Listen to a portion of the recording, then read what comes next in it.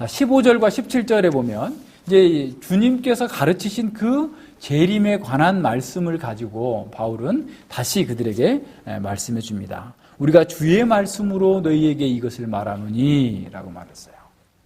주 강림하실 때까지 우리 살아남아 있는 자도 자는 자보다, 지금 이미 죽어있는 성도들보다 결단코 앞서지 못하리라 라는 거예요. 그래서 그 가르침에 대한 그 내용은 실제로 16절과 17절에 나타나는데 15절에서 얘기하는 건 바로 그거죠.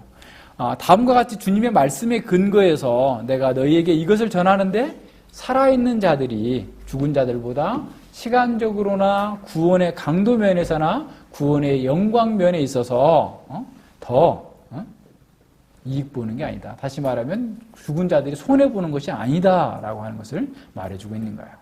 그러면서 16절 보면 주께서 호령과 천사장의 소리와 하나님의 나팔로 친히 하늘로 쫓아 강림하시리니 그리스도 안에서 죽은 자들은 먼저 일어나고 그 후에 우리 살아남은 자도 저희와 함께 구름 속으로 끌어올려 공중에서 주를 영접하게 하시리니 그리하여 우리가 항상 주와 함께 있으리라.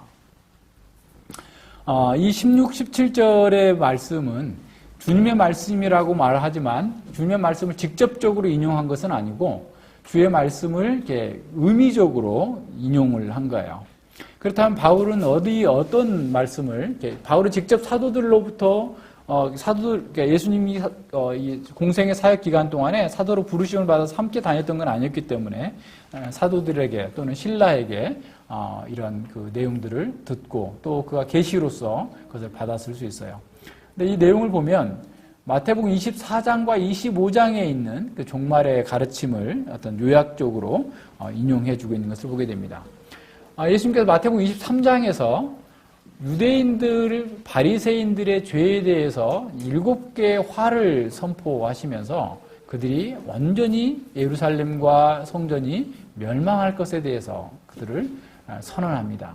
그러고 나서 24장 1절로 그 3절에 보면 그 감람산에서의 강화 가르침이신데요. 예수께서 성전에서 나와서 가실 때에 제자들이 성전 건물을 가리켜 보이려고 나오니 그랬어요. 야, 이 성전 이렇게 오랫동안 지금 멋지게 지어지고 있는 이 성전 한번 보십시오. 라고 제자들이 그렇게 얘기를 하고 있는 거죠. 그러니까 예수님께서 24장 2절에서 대답하여 가라사대 너희가 이 모든 것을 보지 못하느냐 내가 진실로 너희에게 이르노니 돌 하나도 돌 위에 남지 않고 다 무너뜨리우리라.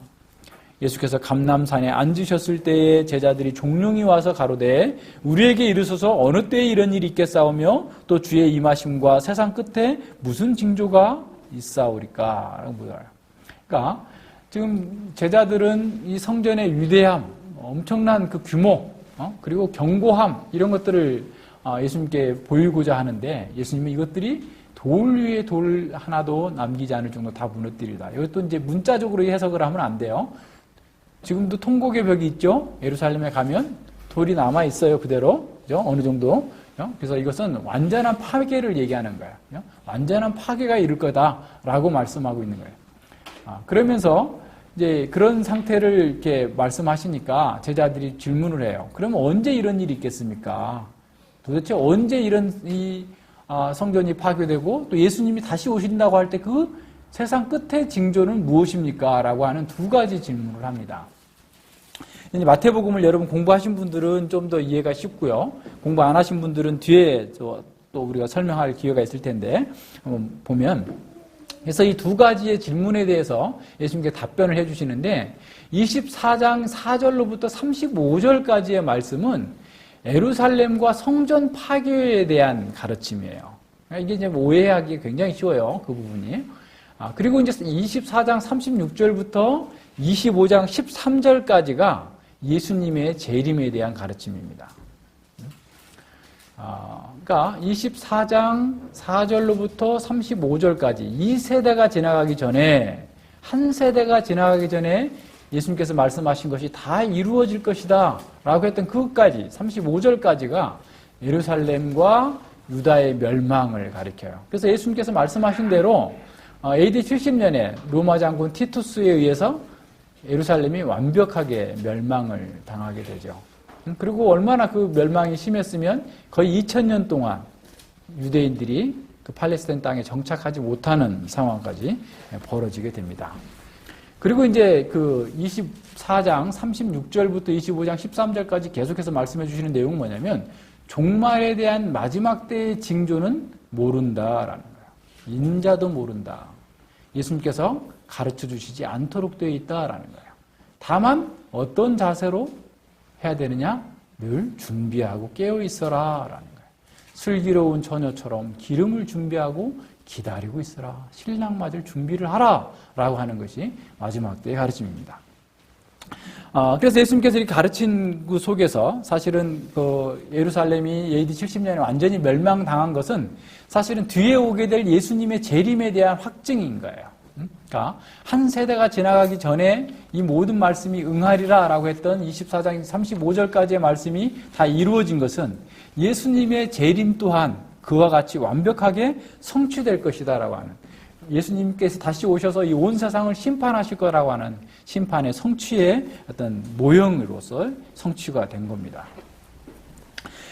그래서 24장 그 31절에서 주님께서 말씀하신 그 내용들을 아마 바울은 인용을 한 거예요. 주께서 호령과 천사장궁의 소리와 하나님의 나팔로 하늘로 치니 강림하시리니 라고 했을 때 이 말씀을 예수님의 재림과 관련해서 이해할 것인가 또는 달리 이해할 것인가에 대해서 여러 의견이 있습니다. 그러나 우리는 여기서 명확하게 이해해야 될 것은 뭐냐면 성경 저자가 사용하고 있는 그러니까 문학적 기호법에 주의를 기울여야 된다라는 거예요. 그러니까 문자적으로 나팔을 분다라고 생각을 하면 안 돼요. 특별히 마태복음 24장 29절로 31절 말씀은 묵시문학적인 장르를 가지고 있어요. 묵시문학이라는 것은 뭐냐면 종말에 대한 것을 어떤 상징으로서 표현해주고 있는 것이 묵시문학입니다. 그러니까 이 영적인 것들을 이 세상 가운데 보여주는, 그래서 오늘날 이런 문학 장르를 잘 사용하지 않기 때문에 그러는데, 이게 이제 BC 2세기부터 AD 1세기까지 이 묵시문학 장르가 굉장히 유대문학에서 발전해 있어요. 그 묵시문학 장르, 특별히 다니엘서에 나오는 그러한 다니엘의 예언 가운데 있는 그러한 그 묵시문학 장르거든요. 또 이제 이사야에 나오는 그 묵시문학 장르, 24장 이하의 묵시문학 장르가 좀씩 나오는데, 이 예수님께서도 그런 묵시문학의 장르를 사용하셔서 그 진리를 가르치신 거예요. 그래서 우리는 그 문학적인 상징법을 잘 이해하는 것이 그 말씀을 오해하지 않는 이런 상황입니다. 우선 나팔을 얘기를 들어보면요, 구약의 나팔을 분다라고 하는 것은 어떤 거냐면, 민수기에서 이스라엘 백성들이 이 시내산에서 광야로 출발할 때 전쟁의 신호는 어떻게 불고 전진의 신호는 어떻게 불고 등등의 이런 신호를 보여주죠. 그리고 이제 특별한 절기 때 불었는데, 특별히 레위기 16장에 보면 대속죄일 절기 때 나팔을 붑니다. 그러니까 그 모든 죄가 사하해졌고 새로운 시대가 시작되었다라는 거예요. 신년을 선포할 때도 나팔을 불어요. 그리고 새해가 시작될 때에도 나팔을 불어요. 새로운 해가 시작되었다. 그러니까 구약에서 나팔을 부는 거는 새로운 시대가 시작된 거, 또 특별한 절기, 또는 어떤 면에서 그 어떤 축제가 시작됐다라고 하는 거예요. 모든 사람들을 군대로서 소집하는 거라든가 전쟁의 신호로서의 나팔을 분 것이 나타나게 됩니다. 신약에서 바로 이러한 구약에 있는 모든 나팔과 관련되어 있는 모든 이미지들을 사실은 통합해서 사용하고 있어요. 신약의 저자들은. 그러니까 그들의 백성을 부르시는 것, 또 그 백성들을 경고하고 군대를 모으고 새로운 시대가 됐고, 또 예를 들어서 구약에서는 왕이 즉위식을 할 때 나팔을 불었거든요. 새로운 시대잖아요. 왕으로부터 왕 몇 년 이렇게 따지는 것처럼 새로운 시대가 도래한 것처럼. 그래서 이러한 신약의 나팔도 바로 그러한 의미들을, 모든 이미지들을 통합해가지고 새로운 시대가 도래했고 새로운 하나님의 나라가 이루어졌다라는 것을 보여주고 있어요. 그래서 이런 개혁신학자들은 대부분 이 나팔을 은유로, 상징으로 해석을 합니다. 칼빈 선생님도 그렇게 해석을 했고요. 그래서 우리는 이런 그 문자적으로 나팔을 불고, 세상에 얼마나 나팔이 크면 온 세상 사람들이 다 들을 수 있는 나팔이 불겠어요? 그게 아니죠. 이게 문자적으로 이해할 수 없는 거예요. 그래서 이것은 상징으로서 우리에게 보여주고 있는 새로운 시대가 도래했음을 보여주는 겁니다. 한번 생각해 보세요. 예수님의 재림에 대해서 우리는 한 번도 본 적이 없어요. 그리고 그 위엄과 영광이 얼마나 클 것인지를 감히 우리가 상상할 수 없는 그런 상황입니다. 그러니까 초월적인 영광이 지금 역사 세계 가운데 뚫고 들어올 때 그것이 어떻게 이루어질 것인가에 대해서 우리는 사실 잘 알 수 없어요. 아무리 이걸 열심히 봐도 그걸 알 수가 없습니다. 사실 요한계시록에서 요한계시록 1장 14절로 16절에 보면 요한이 예수님을 보고서 표현을 하는데 도무지 인간의 언어로서는 담을 수 없는 예수님의 형상이에요. 영광스러운 모습이에요. 그래서 이렇게 말하고 있어요. 요한은. 그 머리와 털의 희기가 흰 양털 같고, 머리의 털과 털의 희기가 어떻게 표현하기 어려운 거야. 그러니까 흰 양털 같고, 눈 같으며, 그 눈은 불꽃 같고, 예수님의 눈이 막 불이 막 나와요. 그런 게 아닌데 지금 표현하자 보니까 그렇게 된 거예요. 불꽃 같고. 그 발은 풀무에 단련한 주석 같고. 풀무에 단련한 주석이 어떤 건지 우리는 알 수 없지만 하여튼 그 당시의 사람들은 알았어요. 주석 같고. 그 음성은 많은 물소리 같으며. 그러니까 폭포가 그냥 막 쏟아져 내려오는 것처럼 웅장해가지고 도무지 사람의 말로는 표현할 수 없는 이런 같고. 그 오른손에는 7별이 있고 그 입에는 좌우에 날성겁이 나오고. 얼굴에 해가 힘있게 비추는 것 같더라. 해가 얼마나 힘있게 비치면, 예수님의 영광이 얼마나 위대하고 강하면 어떻게 표현할 방법이 없는 거야. 그러니까 이런 식의 문학적인 용어를 사용하고 있는 것처럼 예수님의 재림이라고 하는 그 정말 이 역사를 마감하는 하나님의 최종적인 영광이 드러나게 될 때에 사람들이 이해할 수 없기 때문에 이러한 상징적인 표현을 가지고 사용하고 있는 거야. 그래서 어떤 학자는 이렇게 설명을 해놨더라고요. 태어나면서부터 전맹인 시각장애인이 있어요. 근데 그 사람한테 색깔에 대해서 가르쳐 주고 싶은데, 이게 특별히 어떻게 얘기하기 어려워. 그래서 이제 그 시각장애인이 느낄 수 있는 감각으로 얘기해 주는 거예요.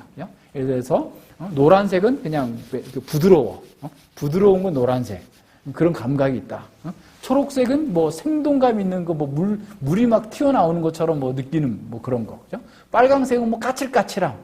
등등의 이런 식으로 얘기를 하면, 그게 뭔가 이렇게 모르는 사람들한테는 이해는 될 수 있을지만 오해될 가능성도 크죠. 그죠? 무조건 부드러우면 다 노란색이야, 이거? 그럴 수 있을 거 아니에요. 그죠? 이런 식의 그 오해가 되는 것처럼 마치 우리가 경험해보지 못한 영적인 실상에 대해서 설명을 하자 보니 이렇게 상징을 사용할 수밖에 없다라는 사실을 이해해야 된다는 겁니다. 자, 그런데 문제는 뭐냐면 세대주의자들은 바로 이 본문을 가지고 16절과 17절에 있는 그 말씀을 가지고서 예수님의 그 휴거 장면으로 이해를 하고 있는 거예요. 보세요. 그 17절에 보면 그 후에 우리 살아남아 있는 자도 저희와 함께 공중으로 끌어올려 공중에서 주를 영접하게 되리니, 이 공중에서 영접해가지고 7년 동안 공중에서 혼인잔치를 하고 밑에 있는 나머지 사람들은 7년 동안 고생을 한다.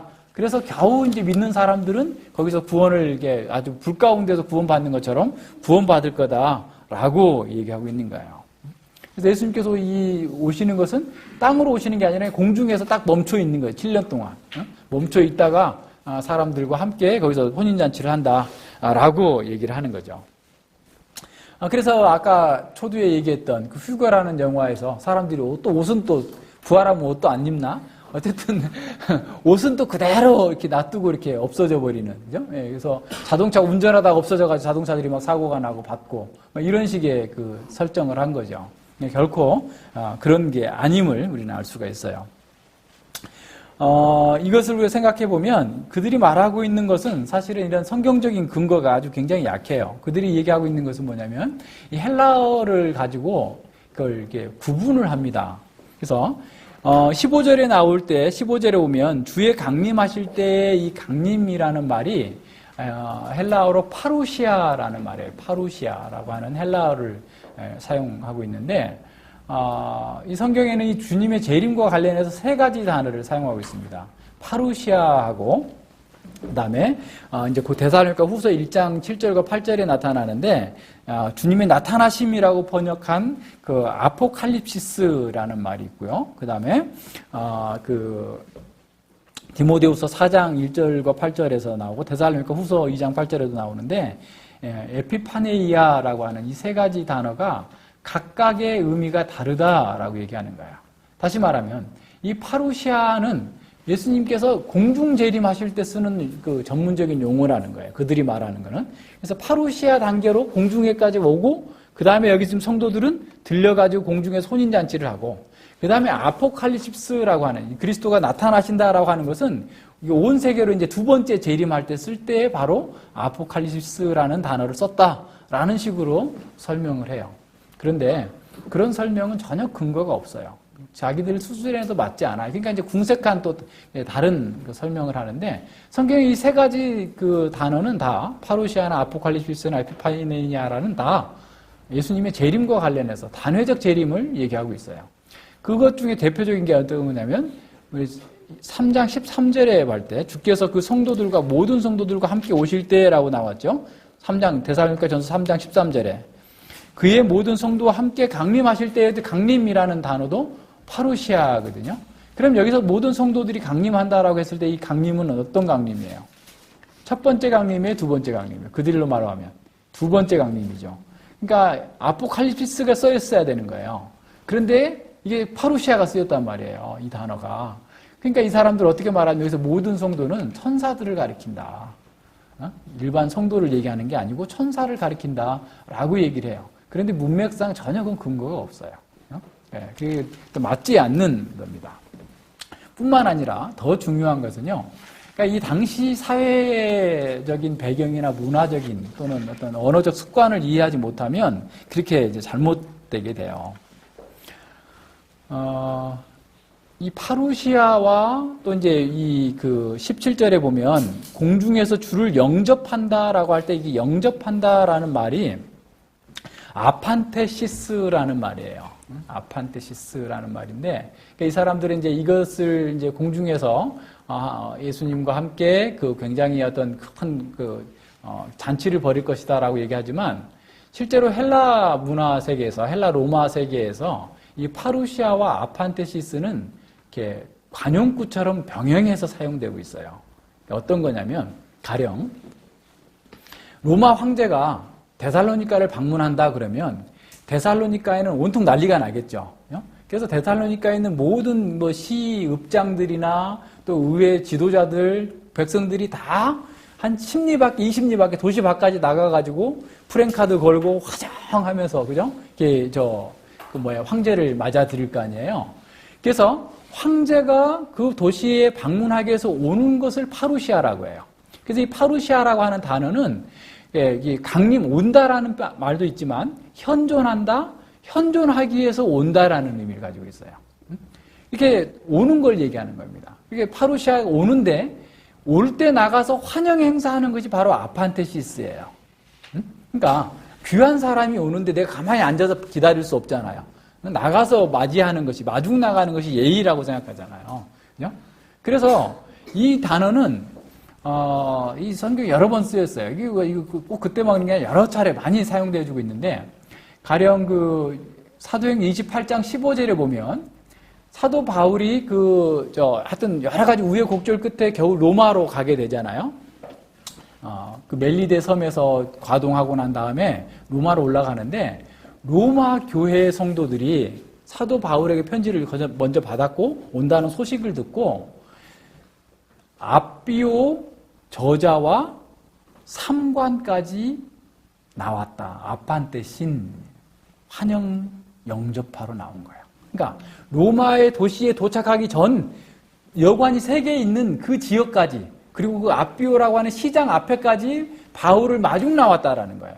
환영하러 로마 교회에서 나왔기 때문에 바울이 그것 때문에 굉장히 큰 위로를 얻고 담대해졌다라고 하는 말이 사도행전 28장 15절에 사용되고 있어요. 마태복음 25장 그 13절, 1절부터 13절까지 있는 열처녀 비유 중에서도 신랑이 왔다라고 하면서 슬기로운 처녀들에게 와서 맞으라라고 할 때 그 와서 맞으라라는 말도 아판테시스예요. 영접하다라는. 그래서 이 말은 당시에 그 고위직 인사가 꼭 뭐 황제가 아니더라도 총독이 예를 들어서 예루살렘에 한 번씩 오게 되면 가이사랴에 있다가 가이사랴에 있는 총독이 예루살렘에 한번 방문해도 거기에 있는 천부장을 비롯해서 그 사람들이 다 나와서 환영하는 거예요. 그래서 파루시와 아판테신이 늘 동시에 쓰인 거야. 자, 그러면 여기서 말하고 있는 건 뭐 어떤 내용입니까? 16, 17절에서 말씀하시는 것은 뭐냐면 예수님께서 모든 성도들과 함께 부활해서 재림할 때 성도들이 가만히 앉아서 예수님 빨리 오세요 하고 기다리고 있는 게 아니라 우리가 두려워 올려져 가지고 공중에서 만나서 마중 만나서 환영해 가지고 마치 이 관리들이 그 지역의 관리들이 황제를 에스코트 해 가지고 이렇게 자기의 그 성으로 모셔드리는 것처럼 우리가 가서 예수님을 맞이해 가지고 에스코트 해 가지고 마치 이 땅에 오는 것처럼 그렇게 표현하고 있는 거예요. 이게 관용구로 사용되었어요. 그래서 이런 그 표현은 굉장히 많이 사용되고 있는, 파루시와 아판테신은 늘 이렇게 관용구로 사용되어 있었는데 이것을 사람들을 무시하고 거기다가 어떤 의미를 자꾸 부여를 해가지고 자기들의 신학과 잘못된 생각들을 이 본문에 다 넣어서 읽게 되니까 그런 식의 내용들이 나오게 된 거예요. 그래서 여기서는 다른 그런 얘기하고자 하는 것도 아니었고, 바울은 우리가 예수님을 오실 때 어떤 일이 있을 건가 우리가 가만히 있지 아니하고 우리 남아있는 자들도 그 예수님과 함께 오는 부활한 성도들과 예수님과 함께 오는데 우리도 가만히 있지 않고 우리도 부활해가지고 그때 공중에 들어올려서 예수님을 만나서 환영해서 하늘로 갈지 땅으로 올지 어쨌든 뭐 땅으로 오는 게 맞아요. 일반적으로는. 그죠? 네. 땅이 이제 완전히 새롭게 새 하늘과 새 땅이 되어져서 하나님과 함께 영원히 함께 있을 그것을 우리에게 보여주고 있는, 그것을 얘기하고 있는 거예요. 그래서 이런 의미로서 이런 그 파루시아와 아판테신이 사용되어졌는데 그것을 자꾸 어떤 다른 식의 의미로 생각을 하고 있는 것. 그래서 잘못되어 있는 것이죠. 이런 면에서 이게 중요한 것은 뭐냐면 17절에서 가장 중요하게 얘기하는 것은 우리가 항상 주와 함께 있으리라. 우리가 항상 주와 함께 있으리라. 예수님 안에 있는 사람, 앞서 얘기했죠? 15절에서 얘기한 것처럼 예수 그리스도 안에서 자는 자들, 그죠? 14절에서 예수 그리스도 안에 있는 자들, 예수 그리스도 안에 있는 사람들은 죽으나 사나 항상 주와 함께 있을 거다. 항상 주와 함께 있을 거야. 그래서 예수님과 함께 우리가 부활해서 예수님께서 이루시는 그 극치에 이르게 될 그 하나님 나라에서 완전한 구원을 맛보게 될 것. 그것을 우리에게 가르쳐주고 있는 겁니다. 그래서 예수님의 재림으로 말미암아서 온 성도들이 다 부활해서 하나님의 임마누엘의 극치 상태에 이르게 될 것을 우리에게 가르쳐주는 거예요. 그러므로 바로 이 여러 말로 서로 이루어라. 종말에 대한 이런 가르침과 교리를 분명하게 알고서 너희가 이 땅에서 고난을 당하고 어려움을 겪고 수많은 난관들을 겪게 되겠지만 우리가 항상 주님과 함께 있을 것이기 때문에 어떠한 상황에서도 낙심하지 말고 어떠한 상황에도 좌절하지 말고 늘 이 말로 서로 위로하면서 주님 오실 날을 기다리고 대망하면서 정말 너희들이 가지고 있었던, 그죠? 주 예수 그리스도의 재림을 소망하는 그 소망을 가지고 이 세상을 살아가라라고 하는 것이 가르침 본문의 의미는 너무 명확한 거예요. 여기다가 자꾸 어떻게 새롭게 의미를 부여하니까 오히려 문제가 되는 거죠. 그러나 이 사도 바울은 이 예수님의 재림과 관련해서 시나리오 전부를 여기서 다 가르쳐주고 또 소상히 전달하고자 하는 목적으로 이 본문을 쓴 것은 아닙니다. 오히려 데살로니가 성도들이 이미 죽어있는 성도라 할지라도 그들이 온전하게 부활해서 그리스도의 그 영광의 재림에 참여해서 함께 될 것을 보여주고 있는 것이죠. 그래서 우리는 그리스도 안에 있다고 한다면 그 사망이나 그 무엇이라 할지라도 우리를 하나님의 사랑에서 끊어낼 수 없다라는 사실을 알고 담대하게 주님 앞에서 살라라는 겁니다. 우리는 바울 사도가 이 본문에 의도하지 않는 것을 자꾸 넣어서 읽으려고 해서는 안 됩니다. 휴거라고 하는 영화가 굉장히 그럴듯한 설정을 가지고 있다 할지라도 그것은 성경에 전혀 근거가 없는 허무맹랑한 것이다 라고 하는 사실을 기억해야 됩니다. 그런 것들에 현혹되지 말고 우리가 성경에서 가르치고 있는 대로 말씀해 주는 대로 종말신학의 온전한 그 뿌리를 내려야 됩니다. 종말신학의 핵심은 뭐냐면 항상 우리가 그와 함께 있을 거다라는 거예요. 하나님의 임재 가운데에서 임재의 극치 상태에 이르게 될 것을 우리에게 보여주는 거예요. 우리도 지금 현재도 그리스도 안에 있고, 그죠? 또 앞으로도 항상 함께 있을 거예요. 그렇지만 지금 우리는 한계를 갖고 있어요. 육신을 입고 있기 때문에 우리가 정말 주님과 온전히 하나가 될 수 없고 온전히 그렇게 살고 싶지만 그렇게 하지 못하는 그런 아쉬움이 있는데 이제 완전히 예수님이 다시 재림하시는 날 우리 가운데에서 그런 모든 한계가 제거되고 하나님과 함께 그리스도와 함께 성삼위 하나님과 함께 영원한 임재 가운데에서 있게 될 그 임마누엘의 극치를 이루게 될 수 있다라는 사실을 보여주고 있는 겁니다. 우리가 이 세상 안에서 여러 가지 어려움이 있을 수 있죠. 그리스도와 연합되어 있음에도 불구하고 어려움이 있어요. 그러나 그 어려움 속에서도 우리는 세상에 줄 수 없는 기쁨을 누리게 되고 세상에 줄 수 없는 안식과 평화를 누리고 있습니다. 예수님의 기쁨이 우리 안에서 이루어지고 있어요. 왜냐하면 그리스도 안에 우리가 있고 우리가 그리스도와 함께 있기 때문에 그렇습니다. 그리스도의 고난마저도 우리와 함께 있어요. 그리스도의 십자가마저도 우리와 함께 있는 겁니다. 스펄전 목사님은 이렇게 말씀하시는 거예요. 그분의 고난과 죽음에 동참하는 것마저도 너무나 감미로운 슬픔이기 때문에 이것을 더 많이 경험할수록 우리에게 유익하다라고 얘기합니다.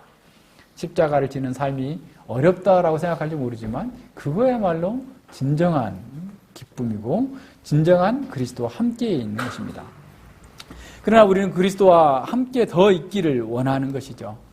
온전한 그리스도의 임재 가운데 있기를 원합니다. 그래서 바울이 빌립보서 1장 23절에서 말씀하고 있는 것처럼 내가 세상과 육신을 떠나서 그리스도와 함께 있는 것, 그 욕망을 가진 것이 더욱 좋다라는 거예요. 그러나 너희들을 위해서 여기 있으면 너희에게 더 유익할 것이다라는 거예요. 주님과 함께 있는 것보다 더 큰 복은 없어요. 주님과 함께 있는 것이 가장 큰 복입니다.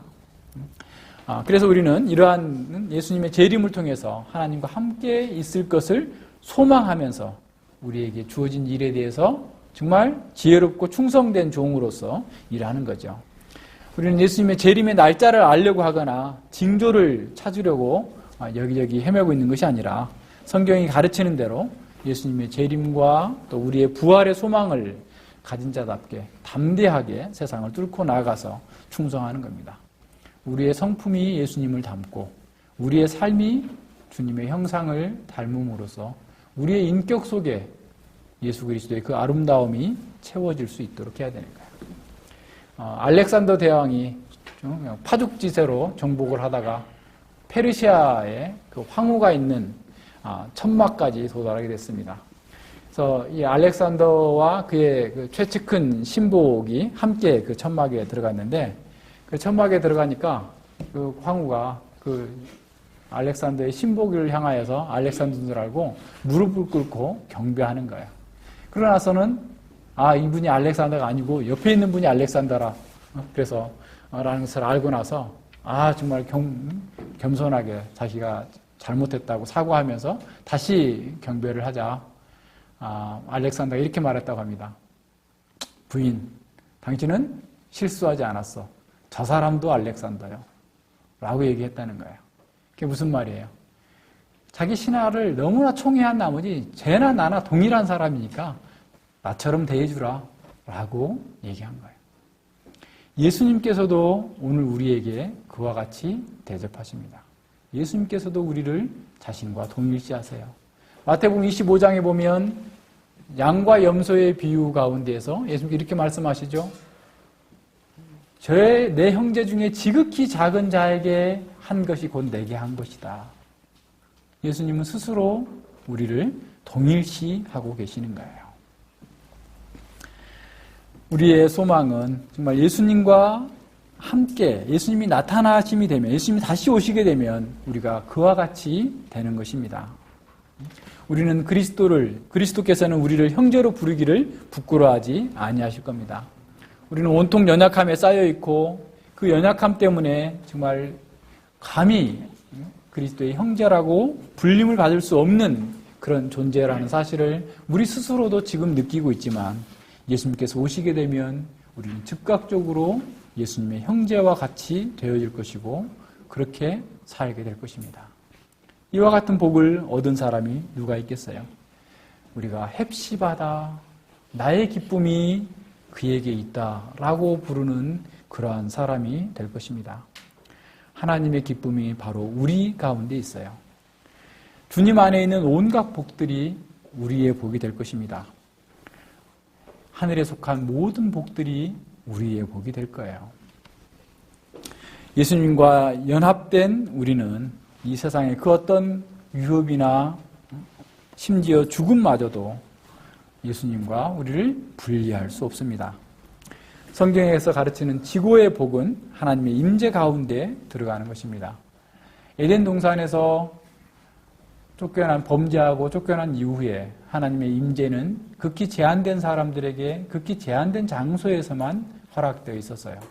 그러나 예수님께서 우리의 모든 죄를 사하여 주시기 위하여서 십자가에서 우리의 죄를 처리한 이후에는 이제 그리스도 안에서 우리가 하나님의 보좌에 담대히 나아갈 수 있는 길이 열렸습니다. 그러나 아직도 우리는 육체의 한계를 가지고 있죠. 예수님의 재림은 이 세상에 있는 모든 악을 심판하실 것입니다. 그리고 우리의 몸의 부활을 통해서 우리의 구원을 완성하실 것입니다. 하나님을 반역하는 모든 세력들이 다 완벽하게 심판을 받을 거고, 예수님의 재림은 우리가 완전한 승리를 성취해주고 우리의 소망을 이루어 줄 것입니다. 완전한 하나님의 임재 가운데에서 하나님과 함께 살게 할 것입니다. 우리와 그리스도는 이제 완전한 연합을 이루고 그리스도 안에서 우리는 새로운 생명의 삶을 살아가게 될 것입니다. 그래서 우리는 어떠한 상황에서라도 바로 이러한 그리스도의 재림을 소망하는 자로 이 종말의 때에 이루어지게 될 구원의 완성을 바라보면서 서로 위로하면서 격려해야 됩니다. 이 소망은 우리가 이 세상에 요동하는 그 물결 속에서도 흔들리지 않고 복음의 길을 가게 합니다. 이 소망은 우리가 하나님 나라의 거룩한 윤리를 따라서 겸손하게 인내하면서 세상을 이길 수 있도록 만들어줍니다. 비록 우리가 이 세상에서는 못난 사람으로 부족한 사람으로 여김을 받는다 할지라도 우리가 바로 이 소망을 가지고 있기 때문에 꿋꿋하게 제자의 길을 갈 수 있는 것입니다. 우리가 항상 주님과 함께 있다는 것은 정말 황송하게도 영원히 그리스도와 우리가 동일시된다라는 의미입니다. 그래서 어떤 무명의 성도는 이렇게 노래했습니다. 그리스도와 우리는 하나인데 우리가 어찌하여 의심하거나 두려워해야 할까? 그리스도께서 하늘에 있는 자기 보좌에 앉으셨으니 그의 지체들도 그곳에 앉히시리라. 그러므로 우리는 이러한 여러 말로 서로 위로하고 격려해야 됩니다. 우리들은 이 세상에 소망 없는 사람들과 다른 사람들입니다. 우리는 그리스도의 재림과 우리의 부활을 기다리는 소망을 가진 사람들입니다.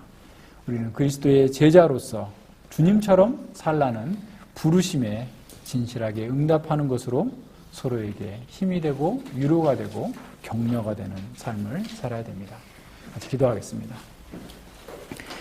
하나님 아버지, 감사를 드립니다. 주께서 저희들에게 은혜를 허락하여 주셔서 참으로 이렇게 큰 은혜를 받고 또 장차 올 그 은혜를 인하여서 날마다 기쁨 가운데 소망 가운데 그리스도의 생명의 길로 나아갈 수 있도록 은혜 주심을 진실로 감사를 드립니다. 우리가 이 세상의 것들에 허탄한 것들에 마음을 빼앗기지 않고 장차 오실 주님을 기다리는 자답게 범사에 주님과 동일시 되기 위하여서 자기를 낮추고 주님 은혜 가운데에서 우리에게 주어진 일들을 잘 감당할 수 있도록 함께하여 주시고 은혜 베풀어 주시옵소서.